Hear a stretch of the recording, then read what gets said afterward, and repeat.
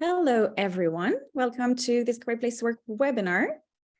I hope you're all doing really well. I see everyone coming in the room. So we'll wait a few seconds to let everyone in. So for the weather update today, so I'm in France in Strasbourg, and it's actually very sunny but windy. So you might let us know in the chat if you can hear me. And what's the weather on your side?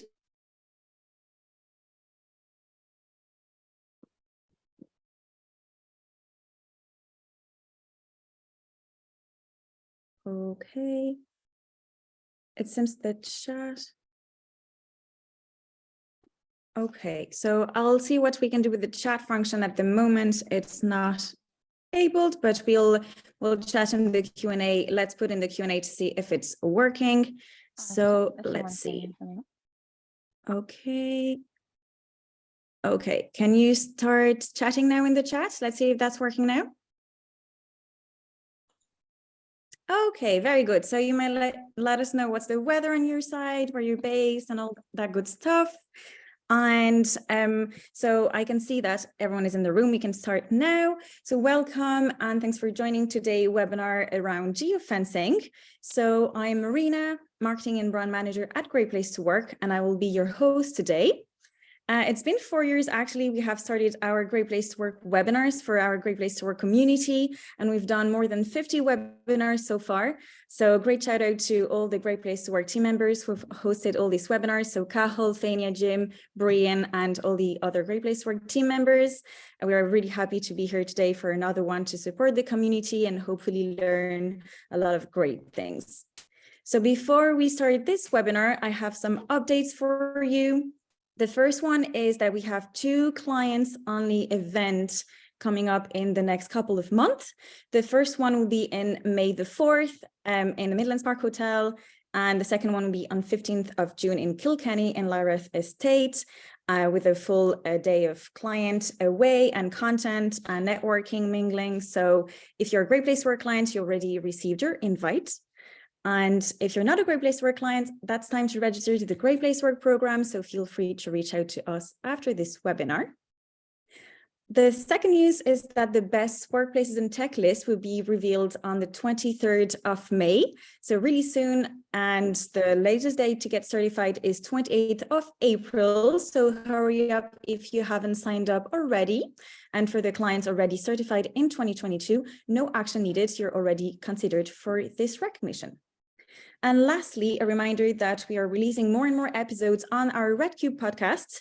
And the next episode will be with Kathleen Linehan from Trigon's Hotel. So if you haven't subscribed yet to our newsletter, you can do on Spotify and other platforms to receive our latest episodes. So let's get into today's webinar. And we're joined by Louise Lehif and Nelson Richard Nelson from version 1 and Gemma Jones from Crooton to talk about geofencing and how to use this technology in talent attraction. And first, the aim is to understand what it is, because on my side, I guess we'll need, and in the audience as well, a bit more information around this and educational piece. So during this webinar, if you have any question, you can use now the chat function and also the Q&A, and we'll try to cover as many questions as we can during the webinar and at the end during the Q&A panel. So enough talking for me, and I'll be sharing slides and recording at the end in the email follow-up. So if you need anything, everything will be there. And to start off, we have Louise Lehif, Director of Strategy, People and Planning at version 1. Louise began her career at version 1 in 2014, and it has been following a role in IBM, Royal Bank of Scotland, and PwC. And at version 1, Louise has a challenging task of attracting and retaining the best talent available, and has grown version 1's people team over 70 people. So hi, Louise, how are you doing? I'm very well, thank you very much, Marina. Nice to be here this morning to talk with everybody. Thanks, Louise. Thanks for joining. So please take us through version 1's story and how you are currently attracting and retaining talent at version 1, and then we'll follow up with Gemma for the geofencing part. Sure. So good morning, everyone. And again, thanks for coming along today to hear a little bit about our version 1 geofencing story so far. I'm going to talk just a little bit about version 1, mostly in the context of the geofencing piece. So you sort of understand, why we tried out geofencing and why that was something that we were very interested in from a version 1 point of view. So version 1 is a technology services company. So effectively, we do digital transformation for our customers. We have no products, right? So all of our services are people delivering those services. So recruitment of great people, retention of great people, it's critical for every business. For us, it is our business. If we don't have great people, we don't have a business. So the importance of the people function, the importance of the talent acquisition and attraction functions really are very central in the organization and very high profile in the organization. In 2020, we were 1,500 people. And today we are just short of 3,200. So we've grown a lot, and about half of that has been through acquisition, but half of it has been organic growth. And I'm sure, like many people on this call, we experienced a good share of challenges during that great resignation period. So we had about an 18% attrition rates in 2021 and 2022. So we've been doing a lot of hiring over the last few years. And we are constantly trying to come up with fresh ideas on how to attract the best talent, where to find them, and how to attract them to our organization. From an employer brand point of view, we are a competitive company when it comes to things like our EVP, but I can't compete with the likes of Meta and Amazon and Google on pay packages or really fancy offices or anything like that. So we have to be a bit different in the way that we attract candidates. So our recruitment strategy, and you can move on to the next slide there, Marina, for me, thanks. Our recruitment strategy really is based around a few things. We do go very heavily on external validation of all of our engagement and all of our initiatives. We have a very strong and lengthy relationship with Great Place to Work. We were thrilled to be the #1 Great Place to Work in Ireland this year in the best large workplaces. And a huge amount of work goes on behind the scenes to win all of these awards that you see on the screen, very much led by our CEO, Tom O'Connor, who you also see on there. And that validation is really important to us as part of that attraction strategy. And I'm sure, like all of you, I talk to tons and tons of clients and, candidates rather, and the awards are almost always referenced when people see them, and they do see them as that external validation. Especially when you're not a big brand like some of the ones that I just mentioned, we're not a brand on that level. And so I think for us that external validation is important. And then we also talk a lot about our core values. The whole business really is run around our core values, and that's again a big part of our recruitment strategy, is finding people that are aligned to those values and a match to those values. And so that's kind of the context. So very, very big focus on talent acquisition, a desire to hunt down candidates that might not otherwise have heard of us, might not otherwise have thought that we would offer them the kinds of opportunities and work that they'd be interested in. And so things like the partnership with Crooton, and we've tried out lots of things over the last couple of years, some of which have worked and some of which haven't. But the partnership with Crooton has really opened up something quite interesting from a talent acquisition point of view for us. I think we're quite early on in our journey, and we're going to share some of our early knowledge today. I think if you come back in 6 to 12 months, I think we'll have even more of a story, but I think we've made a really good start, and hopefully I imagine for a lot of people you would be at the start of a journey in exploring something like this as well. So hopefully we can offer a few tips today on how to start. That's probably me, Marina. Hopefully that gives a bit of context for everyone. Yes, thanks, Louise, and happy to follow up in a few months to see how the journey is going with Crooton. And yes, impressive journey with Great Place to Work, with being the best large workplace this year. Congratulations again. And it has been super great at Great Place to Work to see how version 1's brand has grown and attracted talent so far. So really good. We're also joined by Gemma Jones from Crooton today. So Gemma is Crooton's partnership manager and sales director with over 15 years of experience. She's worked for Crooton since January 2022 and has quickly gained the title of networking guru. She loves to meet new people and help when she can. So if you have questions and you want to reach out to Gemma to talk about geofencing or anything else, you can. Her LinkedIn profile will be linked in the follow-up email afterwards. Hey, Gemma, thanks for coming today. Oh, thank you so much for having me. And thank you, Louise, for that introduction, and congratulations on all those lovely awards. It's a big achievement. So well done. Yeah, thank you so much for having me today. Great, Gemma. So for you, geofencing has no secrets, but for me, and I guess for many in the room today, we need to be brought up to speed a bit here. So what is geofencing and how can we use this technology in talent recruitment strategy? Okay. So we offer a product called geofencing, but what we call it at Crooton is employer fencing, because we've taken geofencing and made it better and being able to then use it in a recruitment capacity. So what is employer fencing? So in the version 1 example is we have been able to use our technology to look at specific locations through competitors or where certain skill sets are, just like in this slide in front of me. And we will use our technology to put a ring fence around a building or a specific location, and then anybody that enters that location with a mobile phone device, with location services turned on, we can then target them with a digital display advert. And we can target them for 28 days or longer. And we will target them multiple times once they're in that area or once they've left. Okay, and we've done that for version 1 and many other clients. And the reason why we're doing it so hyper targeted is that we can ring fence hundreds of buildings throughout a couple of campaigns, and we can then be able to funnel down the skills, making sure that the audience that we're serving our display adverts to are extremely where we want them to be, basically, and the skills are exactly what we're looking for. We can use it within a recruitment capacity, but we can also use it to increase diversity. We can use it for employer branding. There's many ways that we can use our technology.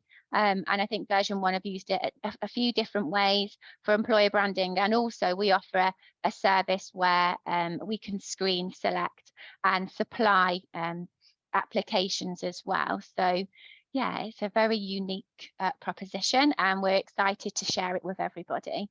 So yeah, that's a little bit around what we do. Where those adverts are seen, I don't know if you want to go to that next screen and how they're put together. So the service that we offer is that we will design all these adverts for our clients, and here are a couple of examples. Now these are static, but they do move. Okay, so they roll on a carousel. So the call to action message changes, the messaging changes, and the images change. Now, sometimes clients want to create these digital assets themselves, and sometimes, we do that for them. Everything is included in what we do, and they come in 6 different sizes, because as you can imagine, digital display is seen throughout your phone and any device linked to it. So websites as well. And sometimes they come down as banners, sometimes they come at the bottom of an app, sometimes they're at the top of a website. And so we design about 6 different sizes so that we can then push them in different ways. And then where they're seen, I think, is on the next slide. Okay, so these are just some examples of where the adverts can be seen. But if you were to just take your own personal web activity, so my web activity, I go online for various reasons. I love a bit of Rightmove. I love to be nosy at other houses in the area. There's definitely digital display on that app. There's loads on news articles. It's anywhere your audience goes online that has a digital display, we are able to push our clients' advert that we've designed for them. And whether it's around a specific recruitment, so we've done, for this scenario, different types of technology roles, whether or it's just around employer branding, and a call to action to land directly on a careers page. That messaging and where they land can change depending on client. Great.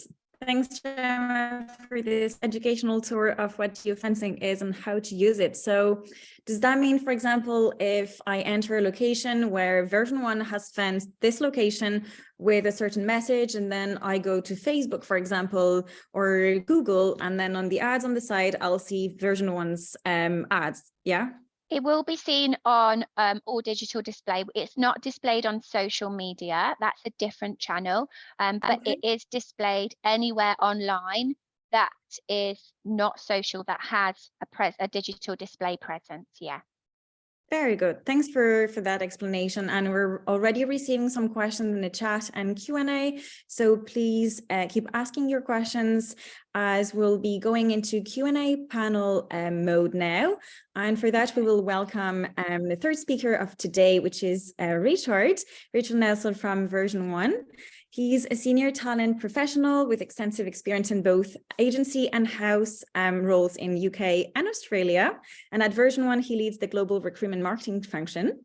He's an ex-serviceman, having served 12 years in the RAF, including service tour in the Gulf War in 1991. And he's also has 6 children and a wonderful partner. And his home is Sydney, Australia. Not sure what's the most impressive, the 6 children or the 12 years of service. So well done, Richard, and thanks for joining today. Thank you very much. It's a pleasure to be here. Thanks everybody for coming. Thanks very much. So I will go into Q&A panel now and take questions from the audience, and also try to answer to the frequently most asked questions around employer geofencing. And to start off, Richard, do you mind letting us know the version 1 journey using this technology, and maybe having some practical situation of example, how you've used it, some campaigns and stuff like that? Yeah, absolutely. I think I'd start with why we looked at geofencing and how it came about. It was, I've been in recruitment sort of about 25 years, and it used to be the case where you were looking for staff, it was the headhunt. And that is something that is very time consuming and quite difficult to keep that sort of momentum going. So hanging around outside offices, handing out your business card and things like that is very, very much a thing of the past. So geofencing, what it does is gives you that opportunity to target exactly the audience that you're looking for. We looked at it in 5 different campaigns that we've run. Those campaigns run for individual vacancies. They run for around about 3 months. You can have them shorter or longer, but we've run them for 3 months. The big headline figure for me, I guess, is wearing 2 hats, marketing and recruitment. As a brand awareness opportunity for us, it's delivered us over 7.5 million brand impressions. So something I've never seen before in the marketing capacity. On the recruitment side, it's brought us a candidate pool, a talent pool, which we're still working through today. So we have approximately 96 people on interview at the moment, directly related to the campaigns that we've had over the last 8 months. Very good. Great. Wow. And I know you had a campaign in Madrid at some point with version 1. Would you be able to take us through what happened there and how you used geofencing? Yeah, I think it's we use another tool called Horsefly. So what Horsefly can do for us, it gives us the opportunity to look at target areas. So where the density of skilled populations are. We have an office in Malaga. We had a client requirement to deliver skill solutions for the Malaga office. We were struggling to find areas that could give us the best results to advertise, to head on, to look for these individuals. Using Horsefly, we found a huge density in Madrid. So that something gave us the idea of where we can target, where we can geofence. So what we did was geofence Madrid, and that gave us the result very, very, very quickly. Very good. Thank you. And we have some questions coming in the Q&A. Some of them are linked to GDPR. Is there any GDPR issue with this sort of tagging? And the other one is, can geofencing be blocked on mobile phone?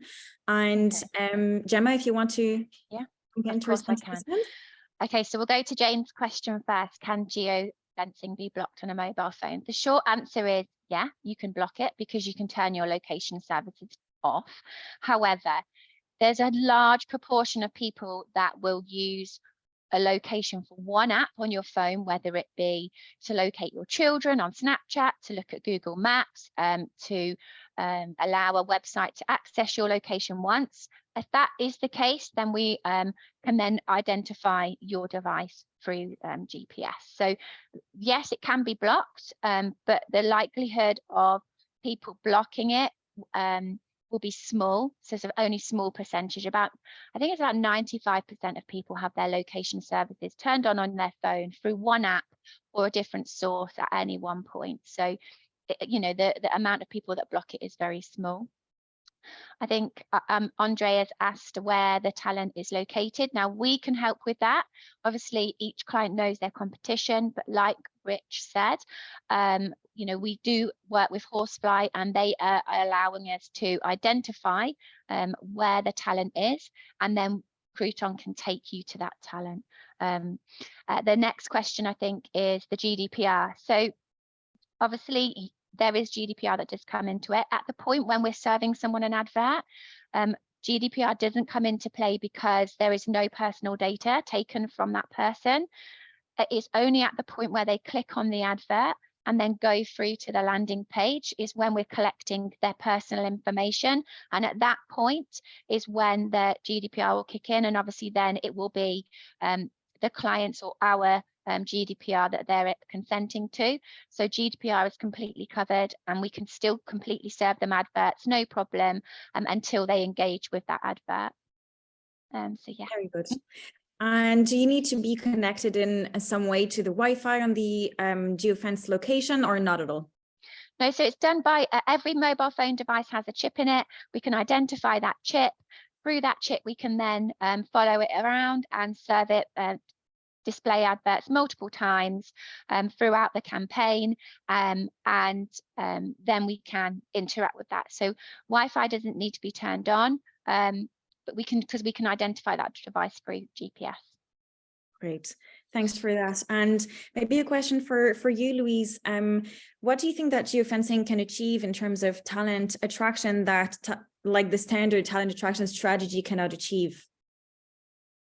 I think what it can enable you to do is, if you really think about and plan where is the talent that you're after, and some of that is you know, the tool that Horsefly mentioned, but you know, there are lots of different industries on this call, I'm sure, and a lot of people know where their talent, you know, hang out after work, or where they go shopping, or you know, what competitors they might want to target and where the staff from those competitors go after work.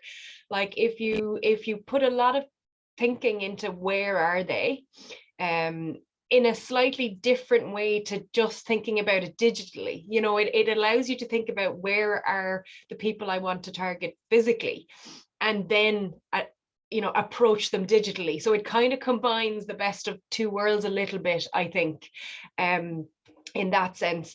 The bit that I've probably learned, and we're still learning from, is you do have to then set up yourself as an organization to deal with the people that then approach, you know, do maybe apply to a job or have heard about you in a slightly different way to maybe some of the you know, more traditional go to the careers website, apply for a job.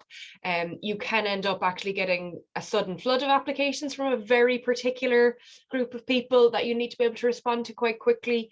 So I think you need to think about it in a quite an end-to-end sense. So right from where are the people I'm looking for, all the way through to what could be the consequences of running this campaign, and then how do we deal with that to make sure that you don't actually suddenly end up with a flood of applications that you then can't respond to, and then you're damaging your candidate experience. So I think it's a real end-to-end thought process you need to put into it, and if you do that, I think it can provide some very interesting results. And I think the more we've been thinking about it, the more we're like, oh yeah, what about there's that event going on in Berlin that we know our AWS competitors are going to be at. So you know, you can really start to think quite innovatively about it. Yeah. Very good. And if you run a campaign, for example, Gemma, how long would a campaign last? Is it totally bespoke? How does it work? So a minimum campaign will run for 28 days, but generally they'll run longer. It depends on the client, how big they are. We would typically recommend, you know, working with us for 3 months, because then we get to understand the makeup of your business, how, you know, the candidates come through, what sort of caliber they are, and where they're based. But a minimum campaign is 28 days. And just kind of buffering back onto what Louise said about where the candidates are, we can be extremely hyper targeted in the fences that we create, and they can be physical locations, but they can be virtual as well. So we can target competitor careers websites as an example. We can gather audience data to help target women in technology as a good example. So there is lots of different things that we can do. There is one question here about what does geofencing have over the likes of a paid LinkedIn advert? It's a really good question, and we get that asked all the time. If you have to think about what we're doing is we are attracting a passive candidate. Okay, we're not a job board. And what we're doing is something that's really different. A paid LinkedIn advert will only show you what someone has put on their advert, on their LinkedIn profile.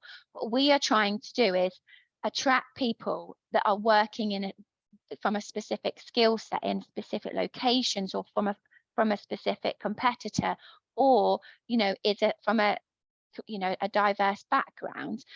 You can't do that so granular as what we can through a job board or through a LinkedIn paid advert, because it's, you know, the way we're doing things is so different. I hope I've answered that one okay. There's lots. I was on mute. Yeah, there's lots of questions coming through, isn't there? Yeah, and actually there's one from Alison here, maybe that one for you, Richard. She's asking if geofencing works better for specific roles or for general campaigns for recruitment. I think both. I think both, really. I think if you look at it as a brand awareness piece, which for any business that's moving into new areas, or is not as recognized in those areas, or is in a very competitive area, I'd say it's fantastic in that respect. For targeted campaigns, it's definitely working for us on that side. We're getting a lot more clicks through, so you know, generating applications from that. So I would say it works in both capacities. Yeah, very good. Gemma, do you want to add something there? Yeah, someone's asking how accurate the fences are. So we can literally ring fence a building within a meter of it. Okay, and we will build that audience with our clients. So we'll sit down and have a strategy meeting about what type of skills they're looking to bring to their company, whether it's just for a specific role or whether it's, you know, a big employer branding piece for early careers. And then we will look at postcodes, and that slide that I shared right at the beginning with the hexagonal shapes, we can be that granular as we can literally make it so small or so big, depending on what the client's looking to achieve. All right, and you could geofence pretty much everything. Is there any limits to that? Is there anything you cannot geofence? I know China, for example, is a location we cannot geofence, but is there anything else? There is, yeah. So we cannot target under 16. So we can't geofence children or minors, because obviously the advertising laws are different. Then generally we can geofence any particular location. So there is no real kind of barriers, just around an age limit, really. All right. And there's another question around, is it only based on location, or do you also offer geofencing or fencing or targeting on other formats that is not through location? Yeah, so we are able to layer in different types of tactics. The location part is the big part, and that is what everybody loves. But we can also platform target, we can also keyword target. So as an example, if you've picked a couple of buildings and also then pick maybe a list of a couple of hundred keywords, you can really put the funnel down to very specific key skills that you're looking to target. We can also do audience data. So we can help clients attract different diverse backgrounds. We can help them attract females in engineering or women in tech. A lot of some teaching agencies ask to increase male applications in teachers, especially in primary. There is definitely a shortage in that. So yeah, it's not just location specific. There is all sorts of things we can do depending on what the client is looking to get out of it. All right. Thanks for that. And Richard, how do you monitor all of this? How do you see all the results? Do you have a dashboard with Crooton? How do you see all these results coming in? Yeah, there's a dashboard that comes through. It's kind of like, for those that recognize a recruitment funnel, where you look at your top end of your applications down to your hires. It comes pretty much exactly like that. It's really simple for me to be able to give the information to Louise and to the management team to show them where we are in the process. It starts with brand impressions, goes through to clicks, and then down to interviews and hires. So very good. So it goes from oh wow, brand awareness until actually granularly who had an interview and maybe who was hired. So you can actually get from the campaign. It kind of looks like a normal ATS, so an applicant sort of system. So where you're looking at, if you've got applications, you can see the individual application. You can look at their information, their details, and you can interact with them on there, or Crooton do. Once they move over to our ATS, our internal system here, then they're just managed as normal. But where we're looking at how the performance is tracking, we can look at it in real time on the dashboard that Crooton gives us. Amazing. And there is a question here around the ads in itself, like the visuals you're displaying on the net. So can you explain us who's doing that, who's designing it? There is a question around, maybe people think it would be a virus or something. Can you explain us like how you design the ads and how they look like, and that it's a typical ad? Yeah, so it's a typical display advert. We design them all for our clients unless they want to design them themselves, which is absolutely fine.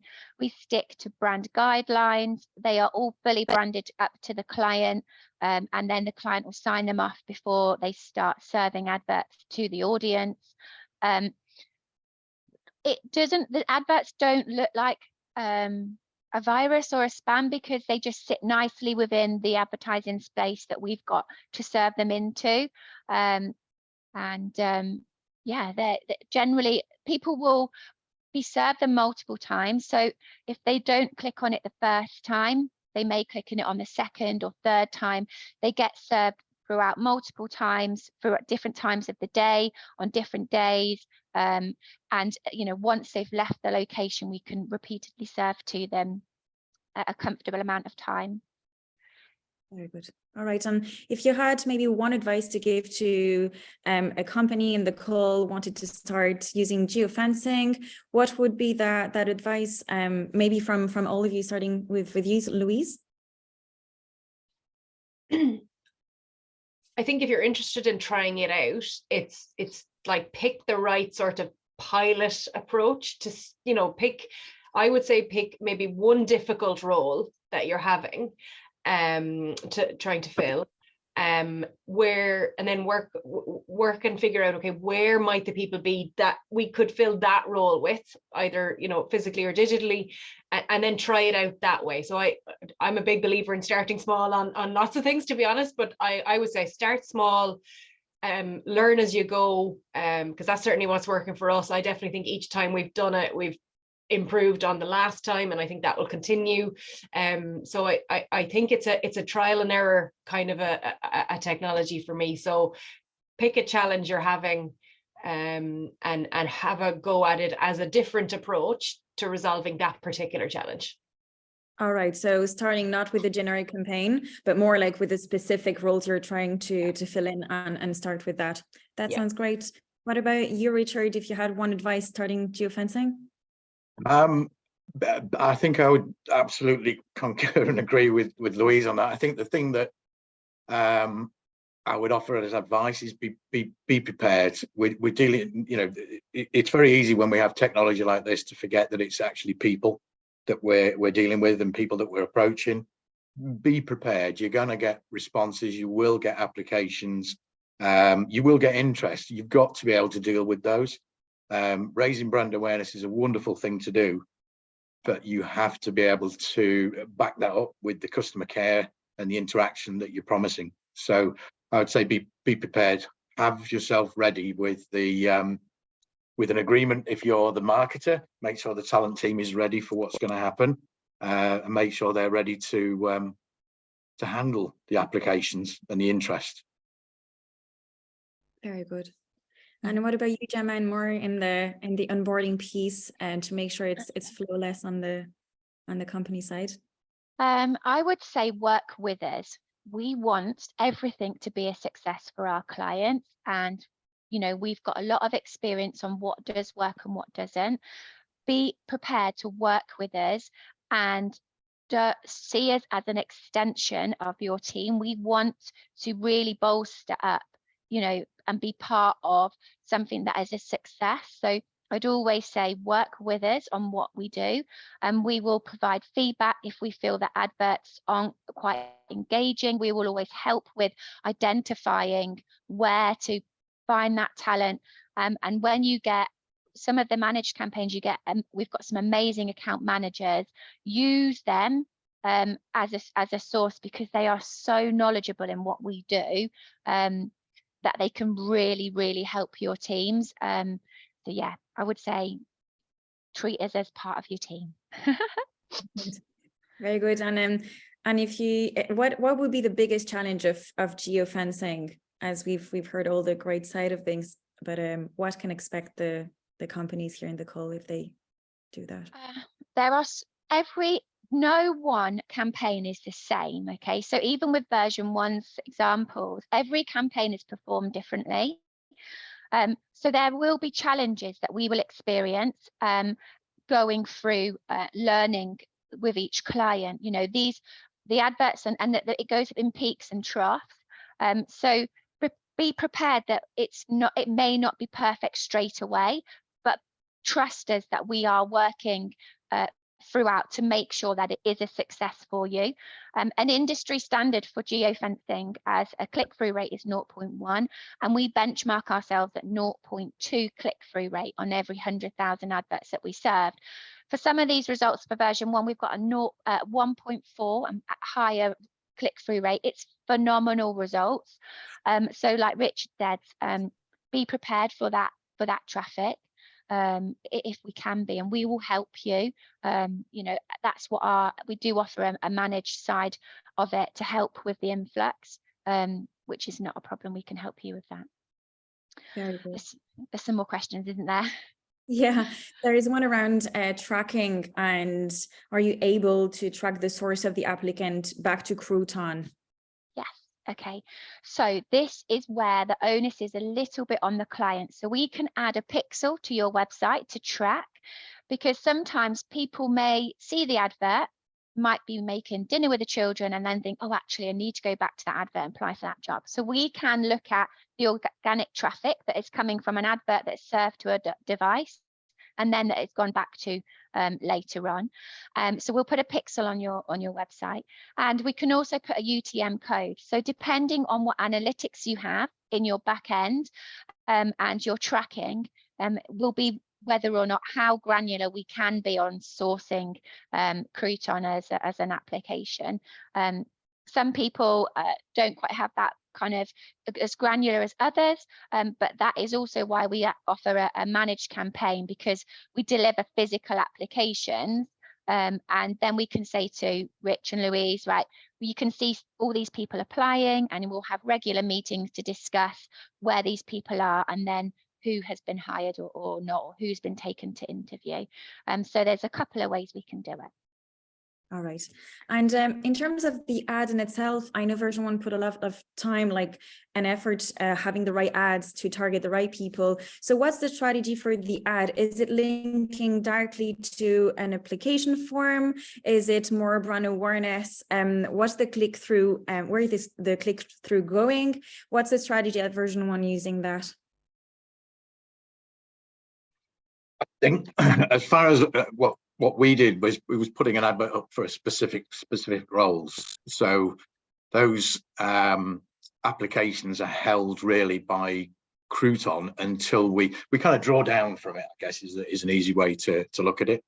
As you can imagine, there is, as I've described, really, 30,000 clicks is an awful lot for us as a talent team to correctly and fairly manage. So what we have is regular meetings to dissect that amount and sort of make it into more of a usable selection for us. I think the adverts are directed straight to, when we put things like DevOps, we'll put AWS, we'll put those sort of specific targets on there for the ad.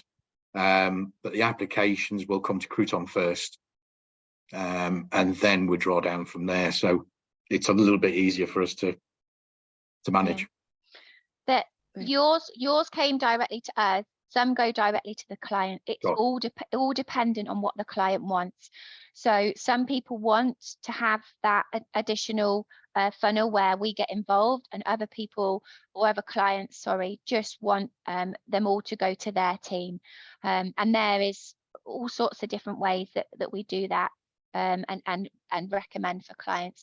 These roles that version 1 we're doing were around technology, and we definitely recommend having that extra help in there, because everybody knows that tech roles can be pretty difficult. So we always recommend our managed service for those. Very good. There's a question in the chat regarding the minimum size of the organization you work with at Crooton. Is there a minimum, Gemma, to work with? No, we will help anyone that needs help. It works. The concept of what we do works for everybody. Just the scale changes.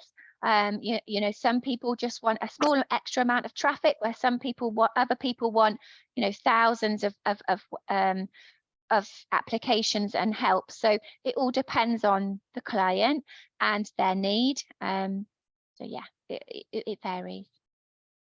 Very good. And is it possible to share with the audience what would be the starting cost of using Crooton, let's say for a campaign of 28 days? Of course I can. So there's a minimum order, and there's 2 types of products we offer. But if I just pick the worst case scenario of a campaign, they're run for 28 days, they cost £1,200 plus that, and there's a minimum order of 3. That's really basic bottom line, but it all depends on how many impressions you really want to get out there, how many candidates you're looking to achieve, the difficulty of the role.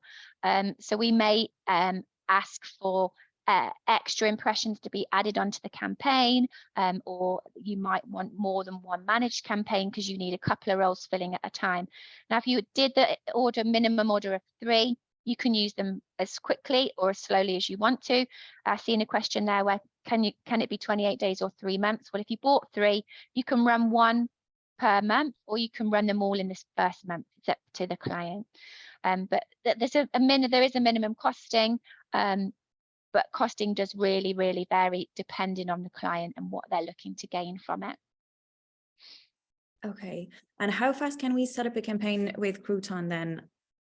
Okay, so if we said, yeah, we want to go ahead, we would need to collect all of the data that we require, so locations, we would need some brand guidelines and some imagery, and we would then design the adverts, have a strategy meeting and go live. Typically, my head of ad ops would love a week. Some clients push it, but you know, comfortably a week. If you are an existing client, we can do it a lot quicker because we've got everything there. But if you're a brand new client, I will comfortably say a week. It can be done quicker. A week. Okay. Very good. And finally, what are the key things to take into consideration before like going into the geofencing world and journey? I guess it's a question for all of you here with different perspective. I would say be open-minded. It's very different. We're not a job board and we're not an agency. So the results are different to what they typically would expect from those sorts of avenues. We are generally looking for a passive and an active candidate.